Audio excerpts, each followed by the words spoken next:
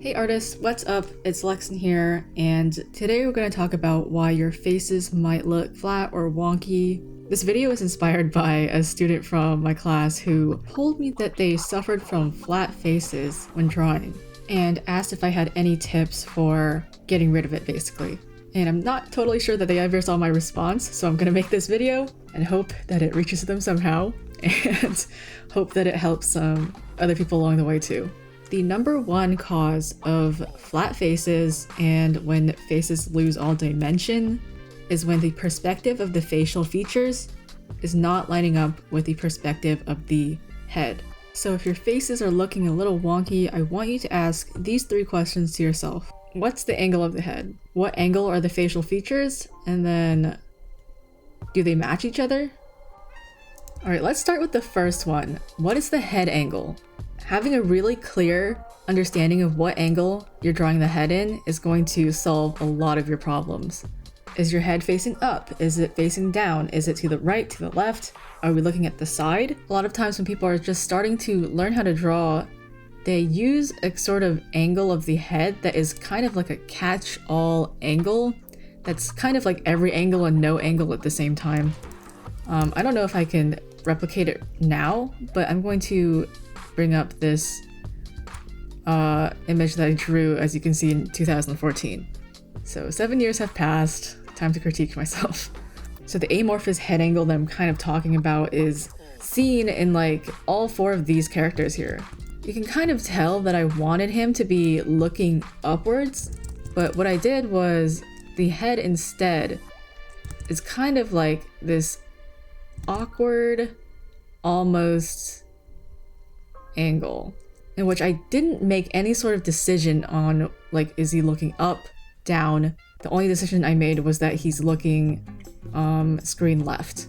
And same with this head here. What's happening here is that it looks like I want him to be facing downwards. He is looking downwards, but you see how like ambiguous the angle is here? We need to be able to define the angle of the head, and so make it clear to ourselves where we're looking at the head from. When people draw like this, it usually means that they're kind of unclear about the relationship between the eyes and the ears. As you can see in every single one of these, it's kind of like a straight line from the ear across to the eyes. But if you think about the head, it's kind of like a box where the face is the front of the box and then the side of the box is like the side of the face. There's going to need to be like a sharp sort of angle here. It's not a straight line like I have on all of these. And if you can make a decision on this, it's going to really clear up what angle you're looking at the head from. So for example, let's take this guy. Let's say he's supposed to be looking upwards. The head angle, we're supposed to be seeing kind of the bottom-ish. So what you would do is, here's the center line, and then we define the front of the face. Here's the front. And then we need to make a sharp angle to define the side of the head and decide that it's going to be going down. If this was a box, the front of the face would be like this, and then the side of the face would be like this. So the crosshairs would kind of be like this. It's kind of extreme. This one is like not as extreme as this, but you get the point. That we need to be able to make a decision on the relationship between the front plane and the side plane of the head. And how you're going to indicate that basically is that we just need to move the ear. That's kind of it for this one actually, and for all of them. The relationship between the eye angle and the ear is going to be what indicates to the viewer where we're looking at the head from. So if we put the ear down here instead of, over here where it's a straight line, immediately we have made more of a decision than we had before. And for this guy here, like, I can tell that I wanted the head angle to kind of be like this. And if that's the case, the crosshair here would need to go back at this sort of angle. But instead, I just have it going straight across, which is adding to the confusion and the ambiguity. So So what you need to do is like define the front of the face here, and then make a decision about the side and place the ear over here. Another way that I've seen this explained kind of is when Cynics talks about drawing masks. The reason why thinking about faces as masks is really helpful is that it forces you to isolate the front of the face as one thing. Like this part is the mask, and the mask is like wrapping around the front of the face specifically. And then you kind of know when you wear a mask, there's like little things on the side that go around the back of your head. And so it kind of makes it clear that the front is its own entity, and then the side and the back also have dimension that are separate from this front thing. So if we wanted to pretend that this face here was wearing a mask, it would be like, I like to think that this one is supposed to be like looking upwards. So, right, if this was a mask, and then there was strings going around to the back of the head. If there's one thing you take away from this, it's that you can't really fake ear placement. Ear placement is super important. And if we take a look at the image underneath, I'm kind of just slapping the ears like wherever. There's no logic to where I put it. It's kind of just on the edge of the head. If you look at the head from the side, the ear is actually like in the middle of the head, right here. So there's like a whole half of a head back here that's just not being represented in any of these. So for example, for this guy here, the ear is all the way in the back of his head, but actually the ear should be somewhere over here, like smack dab in the center, lining up with the eyes, and in the center of the head, like this. Okay, so that's the first thing we need to make clear for ourselves, is what angle the head is in. Number two, what angle are the facial features in? And this is important because a lot of times when we're starting to learn how to draw, we tend to get really attached to certain ways of drawing the facial features. Facial features include the eyes, the nose, and the mouth. Okay, I've sketched out some pretty typical anime eyes here. And let's say your favorite way of drawing eyes is kind of like breaking it down into super simple upper lash line, lower lash line, iris. And this is how you like to draw every single one of your eyes. Totally fine. There's no problem with that in the front view. You can totally do your whole upper lash line, lower lash line, iris sort of deal. It looks great. But if you wanted to try a spicier angle, for example, if you wanted to do like a super extreme like upwards looking angle, and you try that same thing where you break the eye down into like the upper lash line, lower lash line, and the iris, it's going to look really weird.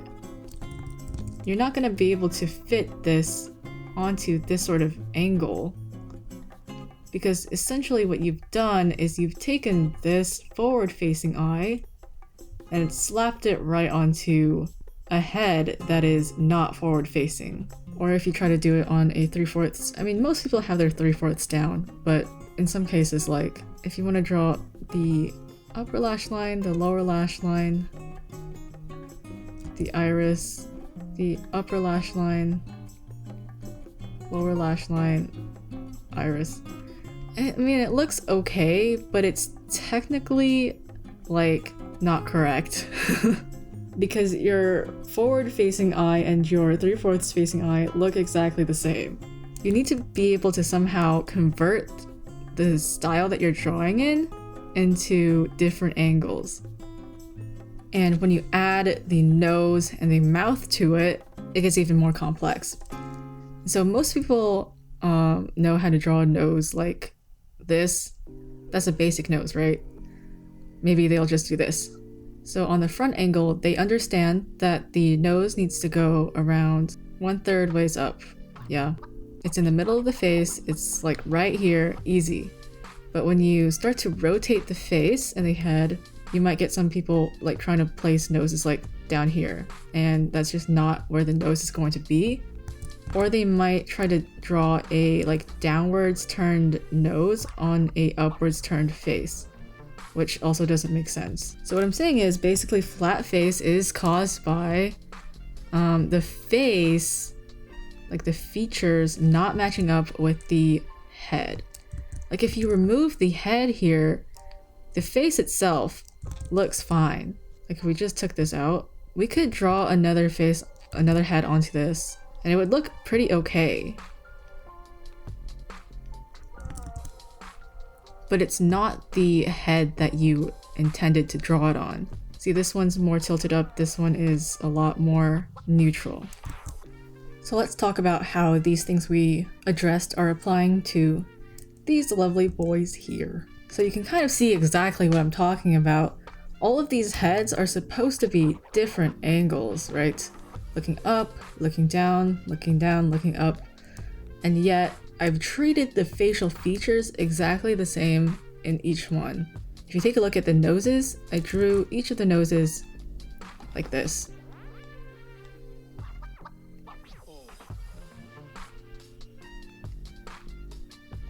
Despite the fact that they're supposed to be looking different directions. And you can see here that I tried to do the thing with the eyes that we talked about, where I break the eye down like this sort of shape, and then I tried to replicate it over here, but it just didn't really fit, so it kind of just shrunk it to like be a little shorter, and it looks kind of awkward. And the thing about learning to draw things in different perspectives is that you can't really rely on proportions. Like when you learn to draw a normal head, forward-facing head, you probably learned, okay, the nose is around here, and the mouth is halfway between the nose and the chin. There's probably a hairline here, and then eyes here, and then eyebrow here. But once you start turning this in perspective, this is no longer true. And you can see that misconception happening in this downward facing angle. I tried to keep the proportions true to what I learned for the front facing face. Like I have the mouth halfway between the chin and the nose, which is true for every single one of these. And then I have this space between the eye and the eyebrow, which is the same for all of these as well. But when you're drawing a face in an extreme angle, you can't rely on the proportions that you learned, because form exists.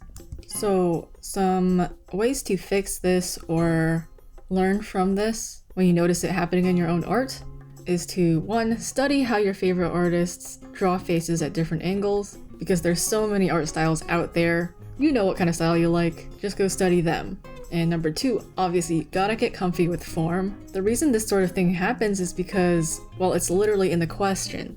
Flat faces, losing dimension, all of that indicates that the artist is not used to thinking in 3D. And lastly, draw a lot of faces and heads from photo and from life. This is kind of the catch-all response to everything that you could ever want to learn how to draw. And really start to see the head and the face as like one thing instead of separate things. Alright, hope that helped. This wasn't really supposed to be any sort of head tutorial or face drawing tutorial or anything like that. It's just kind of a video that I made to help troubleshoot when you're drawing a face that ends up looking kind of weird and you don't know why. It's probably because the facial features aren't matching up with the head. Yeah, I hope this helped, and I'll see you guys in the next video, whatever that may be.